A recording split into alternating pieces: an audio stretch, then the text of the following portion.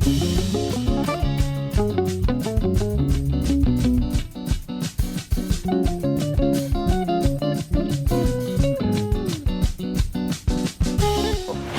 finally make their parents proud.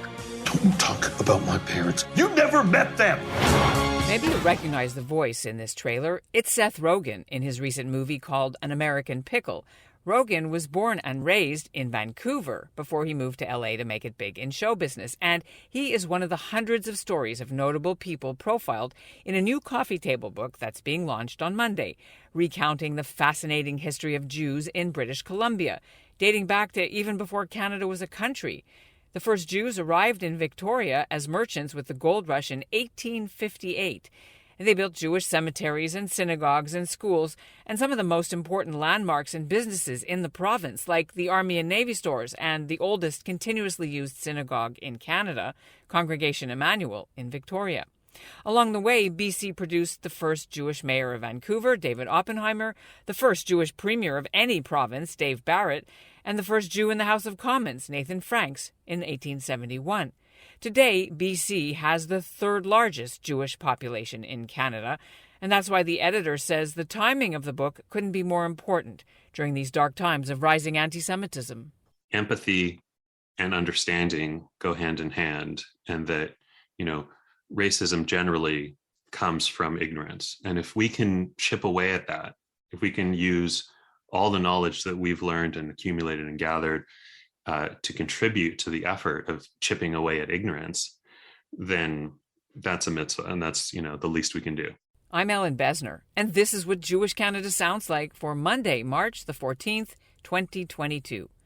Welcome to the CJN Daily, sponsored by Metropia.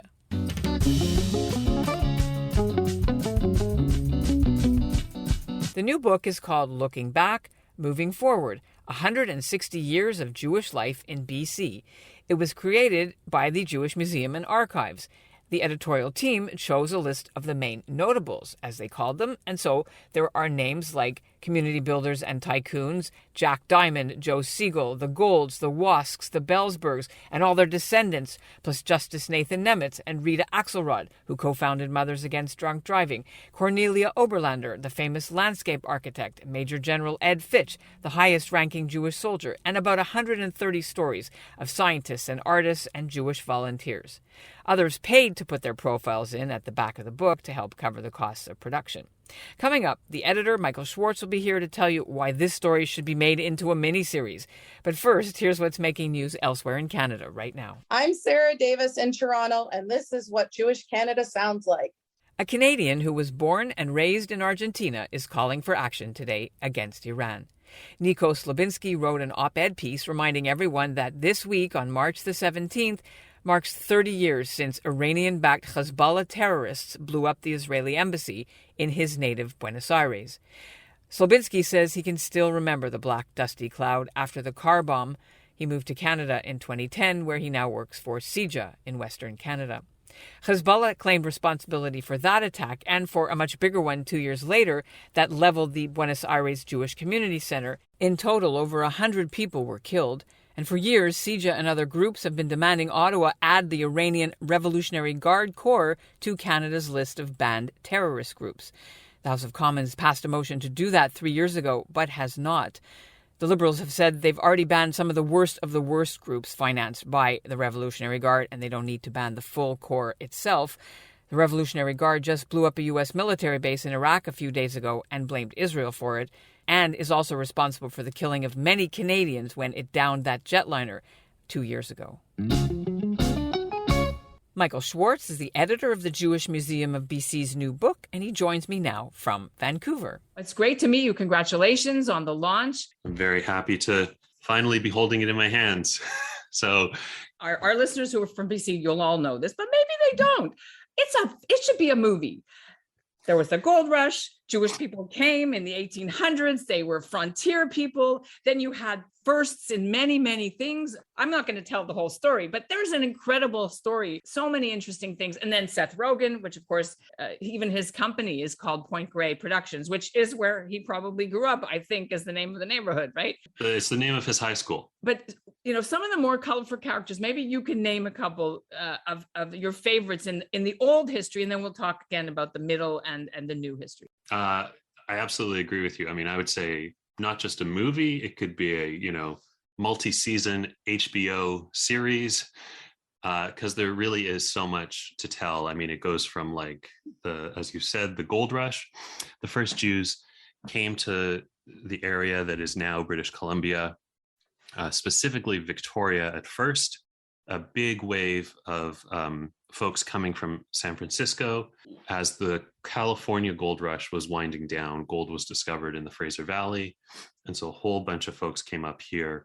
Among those were Jewish merchants who had established stores and businesses in California, in San Francisco, and the other gold towns, and sought to repeat their success up here. You have a family like the Oppenheimer brothers, were 5 brothers who set up a network of stores in all these various towns and had supply runs going back and forth. You have folks like Simon Leiser setting up a big shop in Victoria, who went on to be the biggest employer in the province, in the future province. And the community grew so fast. We actually have, I believe it's 300 people within the first 5 years. And within 5 years, 1863, they opened Congregation Emmanuel. They had built a shul in 5 years, which is rather remarkable. In the 1870s, many folks started to come over and settle in the township of Granville, which today is Gastown, the old town of Vancouver. And that happened before it was formally decided that Vancouver was going to be the terminus for the railroad. And among those, we have Louis and Emma Gold, who are running their hotel. We have the Oppenheimer brothers settling in. We have Zebulon Franks, who ran an everything store. And in the apartment that he and his family lived in above the shop, they held the first recorded Jewish services. Over time, the community built Shared Tzedek Synagogue, and they had the Talmud Torah, and they started to expand. And as you mentioned, David Oppenheimer became the second mayor of the city, and today is known as the father of Vancouver. He's the guy who really saw the potential. He was instrumental in bringing the railroad here. He built the streetcar line, laid down the sewers, brought in drinking water from the Capilano Glacier, and really and set aside Stanley Park and Central Park in Burnaby as parkland, which we still enjoy today. So a really instrumental figure. So after, the establishment of Vancouver and moving into the frontier, we see firsts in politics, and we see tycoons, magnates, Joe Siegel. A lot of people came from the prairie provinces, and that's why I mentioned Joe Siegel, right? He, his story of coming from the prairies, from the colonies and moving to Vancouver. That's a theme which you don't see elsewhere in the country in talking about Jewish communities. In addition to folks coming up from California, we also had waves of immigration from Europe, and particularly waves of folks coming from eastern parts of Canada. At a certain point, many families get sick of the cold and discover that it doesn't have to be that way. And we see this trend repeat over and over again, whether it's at the turn of the 20th century or in the post-war years, or even more recently. I mean, folks coming from Winnipeg, from Montreal, from Vancouver, from Toronto, a huge wave of people coming after the referendums of Quebec, and the community is just always growing. So the thing that I have to ask, because as a historian, I've done books like this as well. The Canadian Jewish News did one for its 60th anniversary 2 years ago. And people were like, well, how come this person's not in? And why did you leave that one out? And so that's the thing you have to deal with. So how did you decide who goes in? And yeah, so it was a difficult process, but we did it essentially democratically. We there was a committee that was reviewing nominations. We advertised in the local Jewish newspaper and in other sources, in our own newsletter, that we were accepting nominations for notables and what the criteria were. And we heard a lot of great input, and we try to be as comprehensive as possible and to try and cover a lot of bases. We include the machers, but not just the machers. We also want folks who made contributions in various ways, folks who innovated new medical techniques or epidemiology or education, or were involved in government in various, tried to cover all the bases. But as with any effort like this, it's never going to be complete. And to really do justice to all of the community members would fill a book of 1,000 pages easily. I do want to ask you about one of the characters in there, Father Pat. Yeah. It's a cool story I've never heard of. That should be a movie too. So yes, Rabbi Nathan Pastinsky came as a young man from Winnipeg, where he was training as a rabbi. He never actually finished his training, but that was good enough for Pioneer Vancouver. And he was hired as the rabbi of Sheretz Tzedek Synagogue. And he quickly became a beloved figure in the community and beyond. It's said that, all the kids who were growing up in the neighborhood in Strathcona, the East End, felt that he was an adult that they could talk to, comfortable when they were having trouble with their parents or not understanding each other.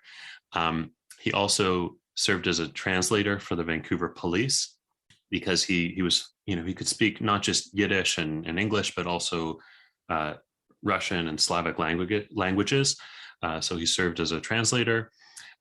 He went to he was often at the port welcoming new immigrants. And he and his wife Frida would have an open door policy on Friday nights, where folks could come for a hot meal, and they typically would have 2 or 3 sittings, and people lined up down the sidewalk to come in and have a hot meal.